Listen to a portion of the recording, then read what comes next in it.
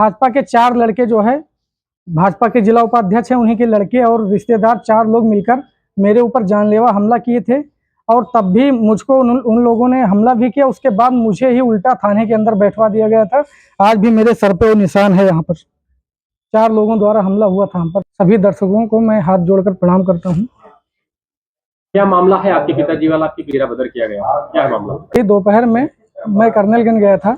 फिर जब घर पहुंचा तो देखा कि पिताजी को जो है 2 सिपाही आए थे थाने से। वो बोले कि प्रधान जी, तुम्हें जो है जिला बदल किया गया है, 4 महीने के लिए तुम गोंडा जिला से बाहर रहोगे।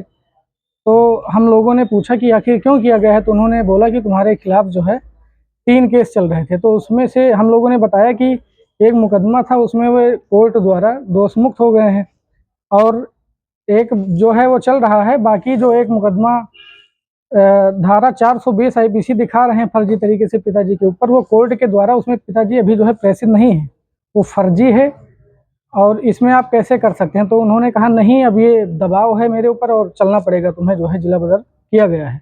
अच्छा, क्या कारण हो सकता है, ऐसा क्यों किया गया? कारण भैया ये है कि पिताजी लमसम 3 चुनाव लड़े हैं। 5 वर्ष प्रधान रहे, फिर प्रधानी के बाद में जिला पंचायती का चुनाव लड़े। तो उसमें वो दूसरे स्थान पर जो है 5000 प्लस वोट पाकर दूसरा स्थान हासिल हुआ। तभी से जो है उनकी 1-2 विरोधी हैं उनके यही भाजपा में, तो वो उनको एकदम टारगेट पर लिए रखे हैं। बार बार पिताजी को जो है छोटे छोटे मामलों में उनको जो है 151 में 3 बार बताओ जेल भेज दिया गया है, जिसमें खड़े खड़े जमानत होता है। और 4 महीना जिला पंचायत का चुनाव बचा है। हम लोग जिला पंचायत चुनाव की तैयारी में फिर थे इस बार। तो वो ये सब इसलिए षड्यंत्र रचे हैं कि ताकि ये अब चुनाव जिला पंचायत का न लड़ पाएँ, बस यही उन्हीं लोगों का जो है षड्यंत्र है। बाकी हमारे पिताजी के ऊपर ऐसा कोई मतलब साक्ष्य नहीं है जो ये लोग दिखा रहे हैं कि ऐसा मुकदमा है वैसा, ये केवल फ्रॉड है। हमारे क्षेत्र की जनता जानती है मेरे पिताजी कोई भी ना तो गुंडा माफिया बदमाश कुछ नहीं, ये सब केवल चुनावी रंजिश और षड्यंत्र के तहत ये केवल भाजपा द्वारा दिखाया जा रहा है। उनके 1-2 नेता हैं, बस वही, बाकी कोई मैटर नहीं है। अब यही है कि जो जमीन स्तर से उठकर किसान से अगर कोई चुनाव लड़ रहा है तो उसको ये बड़े नेता जो है 1-2 लोग हमारे ही कटरा विधानसभा और हमारे बीरपुर कटरा के ये केवल 2 लोग दबाना चाहते हैं कि अर्जुन बाबा राजनीति से बाहर हों, इनके समाज से कोई भी व्यक्ति आगे ना आए राजनीतिक मैदान में। और क्षेत्र में हमारे बहुत बड़े बड़े जो है गुंडा माफिया घूम रहे हैं, जिनके ऊपर 10-10, 12-12 मुकदमा है। वो सीना चौड़ा कर घूम रहे हैं और अभी भी हम लोगों को जो है धमकी दे रहे हैं कि अभी इससे भयानक अंजाम तुम्हारा होगा। अगर यकीन ना होगा आपको तो बताइएगा, मैं स्क्रीनशॉट दूंगा उसका।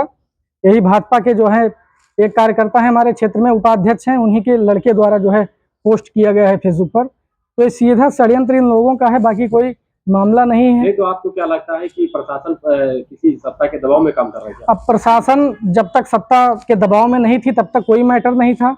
अब जब चुनाव नजदीक आया है तो सत्ता जो है प्रशासन के ऊपर दबाव बना रही है। हो सकता है शायद इसीलिए प्रशासन जो है हमारे पिताजी को बिना कुछ सही तरीके से जो है जांच किए उनको जो है जिला बदल कर दिया गया। प्रशासन से क्या मांग करते हैं? प्रशासन से हम यही मांग करते हैं कि जो सत्य है वो आप करिए। हमारे क्षेत्र में अगर आपको यकीन ना हो तो आप सर्वे करवा लीजिए एक बार कि अर्जुन बाबा कितने बड़े जो है गलत आदमी हैं, तब आप कुछ करिए एक्शन। बिना किसी साक्ष्य के आप उन्हें जिला बदल कर दिए हैं। वो इतने बड़े कोई माफिया या गुंडा नहीं है, ये सब केवल फर्जी चीज है। और प्रशासन से मैं न्याय की गुहार लगा रहा हूं। भेजा गया? उन्हें बहराइच जिला भेजा गया है। और मैं आपसे एक बात और कहना चाहूंगा कि मेरी माता जी को जो है 2 बार अटैक आ चुका है, वो पैरालिसिस भी हैं। और मेरे पिताजी ही जब लखनऊ में मम्मी एडमिट थी तब डॉक्टर के साथ रहकर 1 महीना तक उन्होंने फिजियोथेरेपी, वाइब्रेशन मशीन और सेकाई जो होता है पैरालिसिस में, वो पापा सीखा था उन्होंने डॉक्टर के साथ। और वही दोनों टाइम 2-2 घंटे मम्मी को जो है एक्सरसाइज और फिजियोथेरेपी करते थे। और इस दुख की घड़ी में हम लोग वैसे ही पहले से परेशान थे।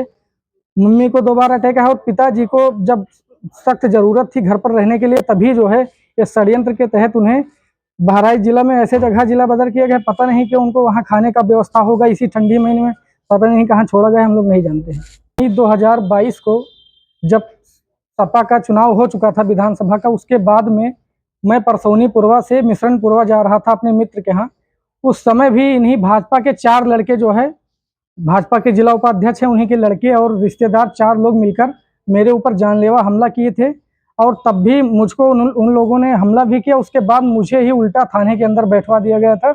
आज भी मेरे सर पे वो निशान है, यहाँ पर 4 लोगों द्वारा हमला हुआ था हम पर। तो ये राजनीतिक रंजिश के वजह से हमको और हमारे उस पिता, मामले में कोई कार्रवाई हुई थी? कार्रवाई क्या हुई, अब मैं ही चोटिल था और मुझे ही थाने के अंदर बैठवाया गया, इन्हीं के फोन और जो है दबाव से, प्रेशर से। और इसी वजह से हम लोगों को जो है बराबर ये टारगेट पर हमको और हमारे पिताजी को बराबर जो है प्रताड़ित करते हैं ये लोग।